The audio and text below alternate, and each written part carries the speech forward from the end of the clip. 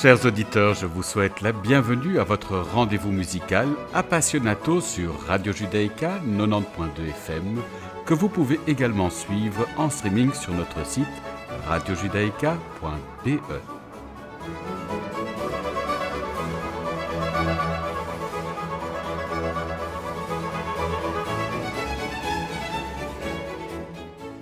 Cette semaine, je vous propose de découvrir le surprenant projet Le tombeau de Monsieur Claude Debussy, réalisé par Tomer Lev et les membres du Bushman Mehta Symphony Orchestra.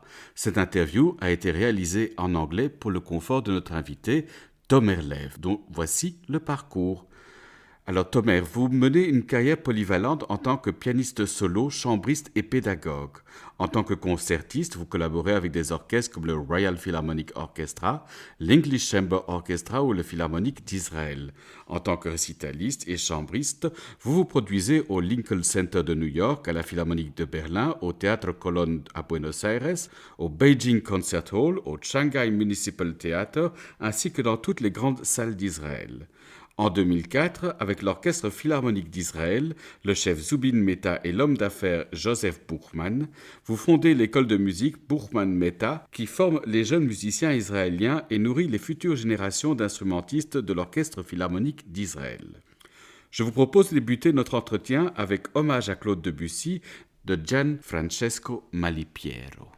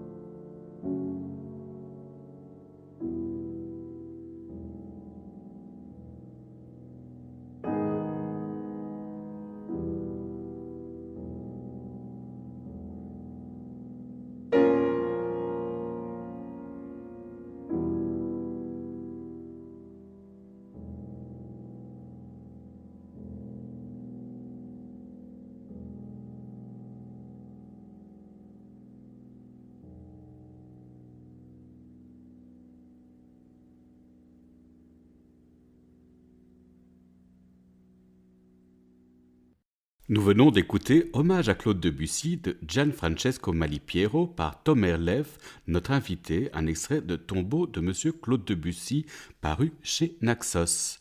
Tell us, Tomer, how did the Buchman Mehta School of Music came to existence? The Buchman Mehta School of Music was founded in 2004 on the basis of the older music academy that already operated in Tel Aviv since 1945. The academy was an integral part of Tel Aviv University, and in 2004 it was joined by the Israel Philharmonic Orchestra. So the two institutions decided to... And how would you describe today's life at the Buchmann Mehta School of Music? Life on the school campus is very intense. The school is relatively small, very selective, very intimate, only about 250 students. But the scope of activity is huge, with orchestra, choirs, workshops, opera ensemble, dozens of chamber ensembles, contemporary music, 200 concerts every year on campus.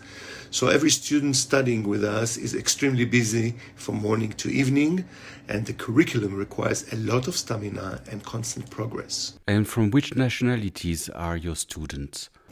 We have a great international program which attracts students from all over the world, from the Far East, the Near East, Europe, South America, North America, even some students from Australia.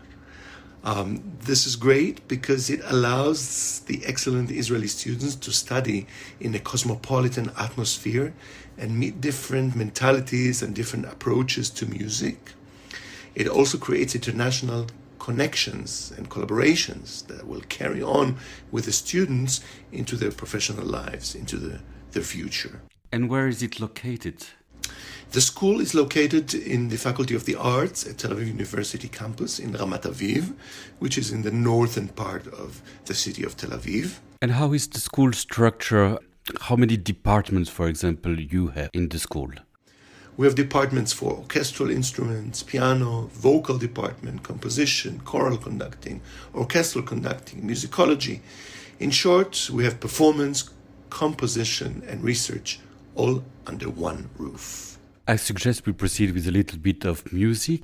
Alors je vous propose d'écouter les élèves de la Buchmann Mehta School of Music dans la symphonie pour instruments à vent d'Igor Stravinsky sous la direction de Zeev Dorman.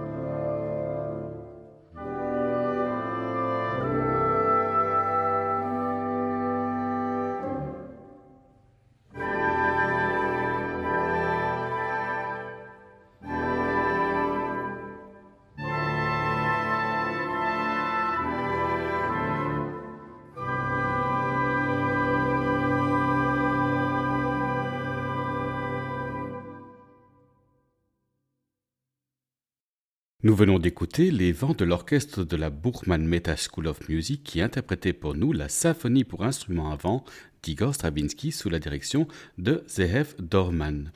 Tomer, how does the Buchmann Mehta School of Music connect with the Israel Philharmonic Orchestra? The School of Music and the Israel Philharmonic are in complete symbiosis.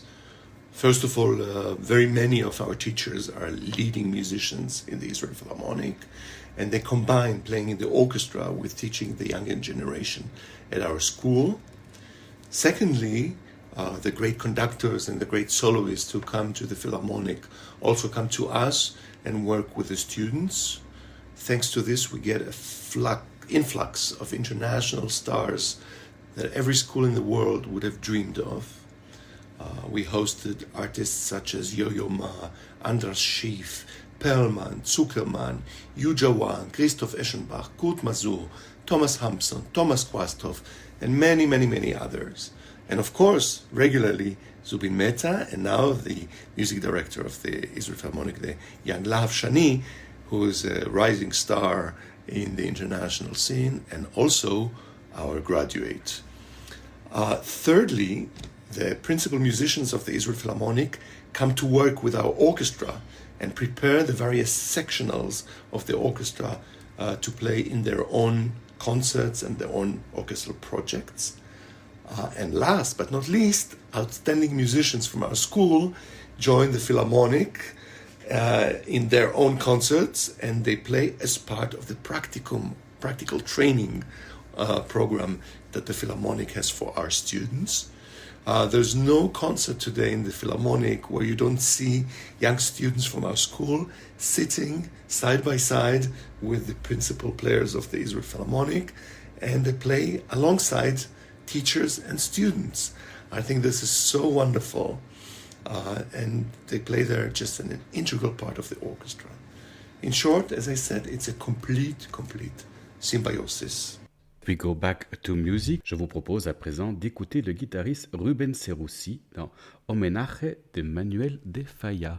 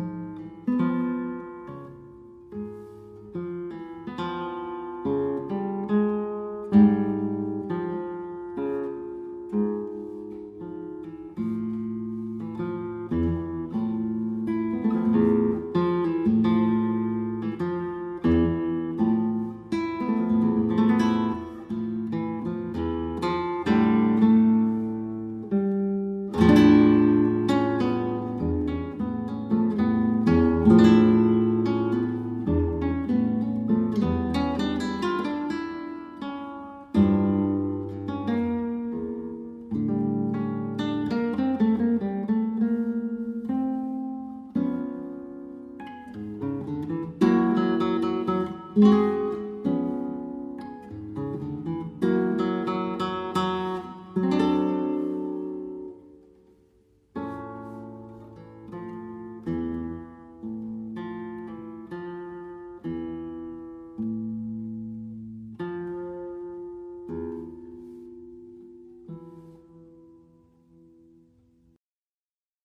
êtes sur Radio Judaïka et vous écoutez Appassionato, votre rendez-vous musical. Ruben Serussi interprétait Homenaje de Manuel de Falla. Ruben Serussi dirige le département composition de la Burkman Mehta School of Music à Tel Aviv. Nous poursuivons notre entrevue en anglais avec Tomer Zev de l'école de musique Burkman Mehta de Tel Aviv à propos du projet Le tombeau de M. Claude Debussy. Tell us, Tomer, what is Le tombeau de M. Claude Debussy? Le Tombeau de Claude Debussy is a memorial anthology. It is in the memory of Claude Debussy, and it was commissioned by La Revue Musicale, the music magazine, in 1920. The idea was to have a special issue in the memory of Debussy that will include some essays, some personal testimonials, and also a very special project. The magazine asked 10 very prominent musicians, very prominent composers, some of them French, some of them international, to write original pieces that would somehow honor the memory of Debussy. And so they've approached such people as Ravel, Stravinsky, Bartók, Satie, Dukas, Falla, and also some lesser-known musicians. Back then they were very, very prominent, such as Eugene Goossens and Albert Roussel, Florent Schmitt, Francesco Malipiero, and so on and so on. Altogether 10 composers, and they all contributed one piece at their choice. But what was La Revue Musicale back then? La Revue Musicale was a new music magazine that aimed to document musical life in France and in Europe between the two world wars. It had a very, very serious presence. But tell us, Tomer, how did you find out about this initiative from La Revue Musicale? I first heard about the Le Tombeau de Claude Debussy when I was a doctoral student in New York. It was back in the 90s. And I was actually searching the theme of collective works that were written jointly by several composers. And in this capacity, I came across this incredible anthology. I found the actual magazine in New York Public Library. Back then there was no internet and there was no other means of looking for rare scores other than go and look for them physically speaking. So I remember that I was going from one archive to the other, and finally I found the reading hall where they kept in New York the magazines. And I was going one issue after the other at the year 1920. This was the year that I knew that that included the composition in the issue of La Revue Musicale, the issue of the month of December. And I was going January, February, March, April, and my fingers were trembling. And then by the end of it, I found it was in very bad shape, very dusty. It was almost 100 years old. But it was a great feeling to hold it physically in your hand. I think that such a feeling you don't have today when you find things digitally. It's not even nearly as exciting as it was back then. Real challenge. And from that point on, I came to the ambition to record the piece and get the pieces that stemmed out of it also be recorded. But the project needed 29 musicians to be done, and this had to wait. And it was not only until I became the head of the Buchmann Mehta School of Music, where I could get all this large group of fantastic musicians to join me in this non-commercial initiative and do this effort to bring about all the pieces that were written and were connected to this 1920 initiative. Oh, this is an amazing story. In your opinion, why La Revue Musicale commissioned this work to this specific composer and not, for example, to other contemporaries like Strauss, Busoni or Respighi? I think that La Revue Musicale decided, first of all, to ask prominent French musicians who were active at the time, such as Ravel, Satie, Dukas, Florent Schmitt, Albert Roussel, but also they wanted also international figures who were connected with the musical life in France of that time. They were not French, but they were very present and admired in the musical life of Paris of the time. And these were, of course, Stravinsky, Manuel de Falla, Bartók, and so on and so on. So I think it was a mélange of people who were both Parisian or had influence on the musical life in Paris of that time. And how did La Revue Musicale present each score? Was it included in each number? Was there a special edition with all the scores? La Revue Musicale had the whole issue dedicated in the memory of Claude Debussy. But inside the issue, in the midst of all the articles and the essays and the testimonials, they had an appendix. It was a separate appendix, a separate booklet, in which they had this a project of 10 compositions, 10 musical compositions printed separately. So you could get both the issue itself, but you could separate also the booklet and have it put in your music library like any other score that can be kept on the shelf. But it is worthwhile mentioning that aside of this appendix of the magazine, the music was not published until 2009. Only in 2009, 90 years after the initiation of this memorial project, a standard music publication decided to take it out. It was Lorrain Publications, and they took all the separate compositions from the different publishing houses and put them together in one book of music. But it took a long time until it was up, available on the shelf for music lovers and pianists alike.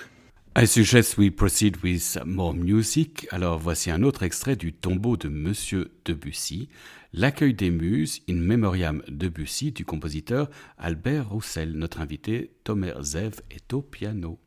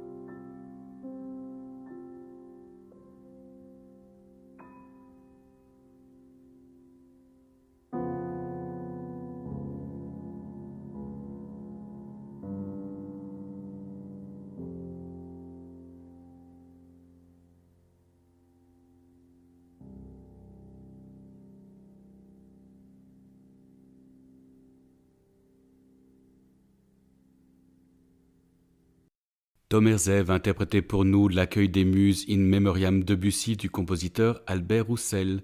Nous poursuivons notre entrevue en anglais avec Tom Herzève à propos du projet Le tombeau de Monsieur Claude Debussy.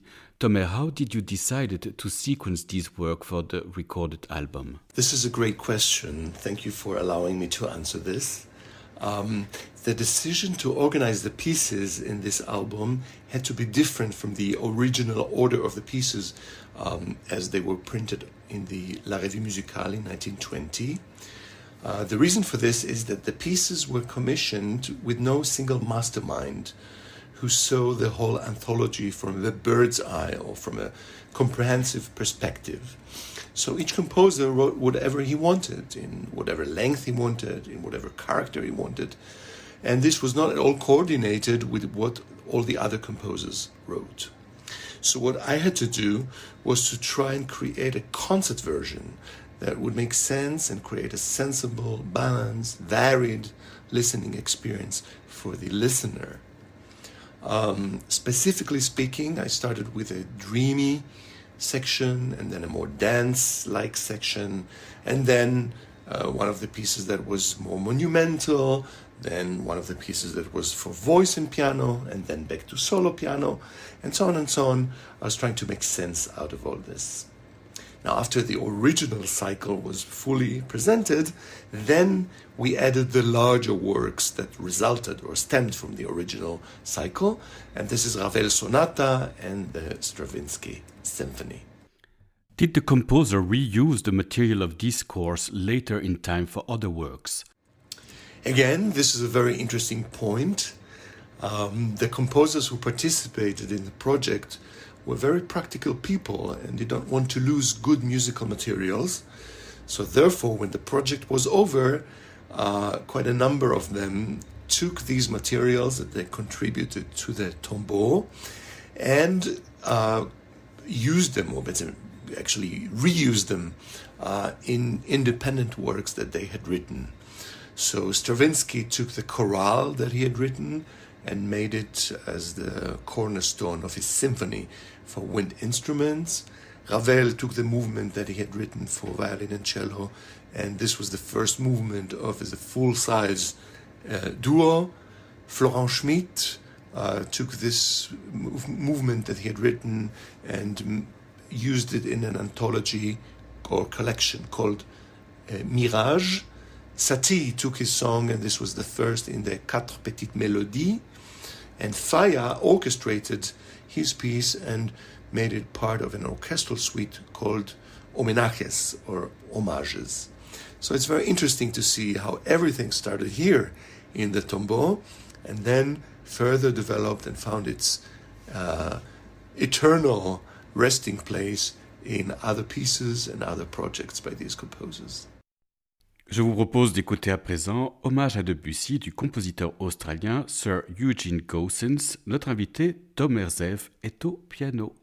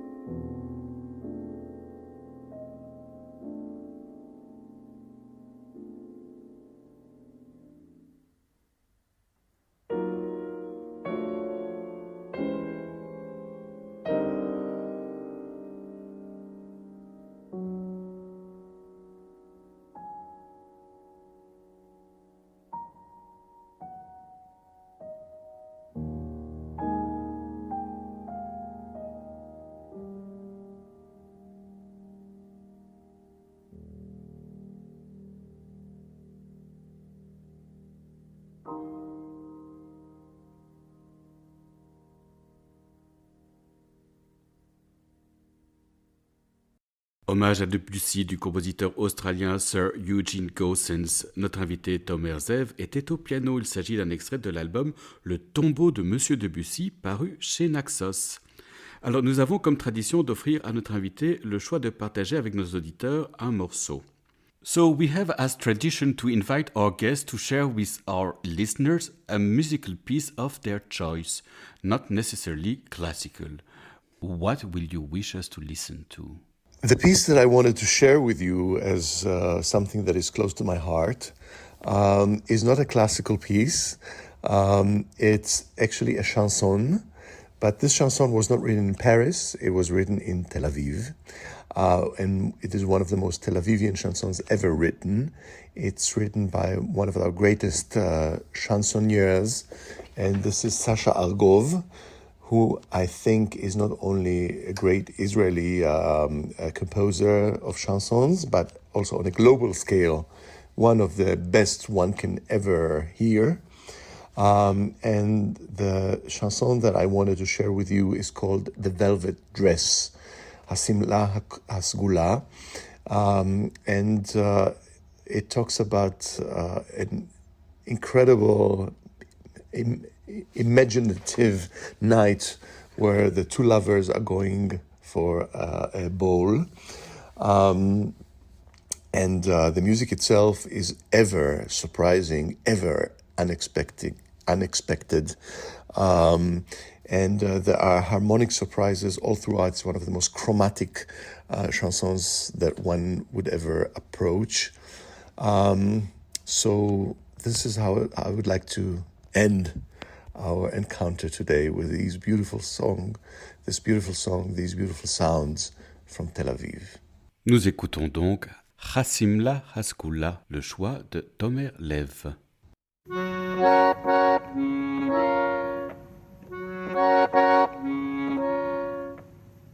הבוקר יבוא, אנחנו לא נישן את כל הלילה לפניו. נשב ליד הכביש, על שפת התעלה, נרכב על משאית ברוח הלילי.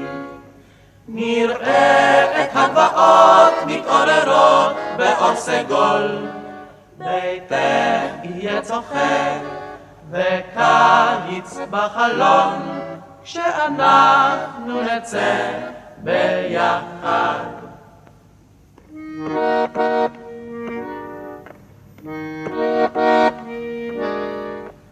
את תלבשי את השמלה הסגולה, ושוב עינייך מוצפות באור כהה. את תשלחי חיוך אל כל עובר ושב, וסיגלית פתאום תפרח בשערך.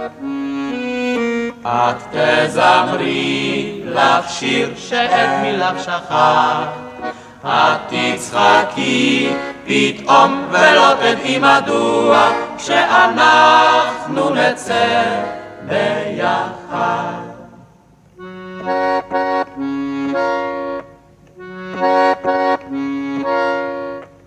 הבוקר יבוא, הבוקר יבוא, אנחנו לא נישן את כל הלילה אחריו. נרוץ את כל החוף, נשתה את כל העיר, נשיר באוטובוס שירים משוגעים. נשב 100 שעות על הגדר שמול ביתך, וככה זה יחזור, וכך יהיה תמיד, כך יהיה שנצא ביחד.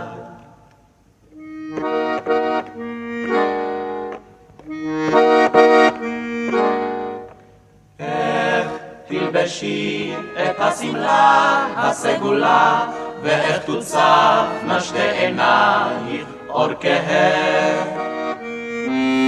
איך תשלחי חיוך אל כל עובר ושב, וסיגלית פתאום תפרח בשערך.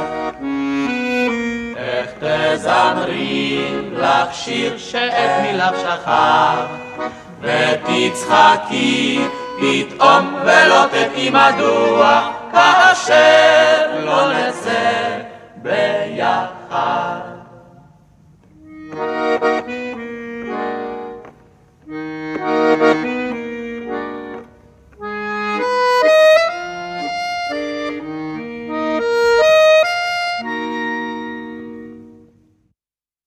Chassim la Chasgoula, le choix de Tomer Lev. Ainsi s'achève votre rendez-vous musical Appassionato. Merci Tomer Lev d'avoir accepté notre invitation. Merci à Carlos Zamajoa d'avoir assuré la technique de cette émission. N'oubliez pas qu'Appassionato est diffusé sur les ondes et le site de Radio Judaïka les lundis à 13h, les jeudis à 17h et les dimanches à 9h. Merci chers auditeurs de nous avoir écoutés. À la semaine prochaine. D'ici là, portez-vous bien.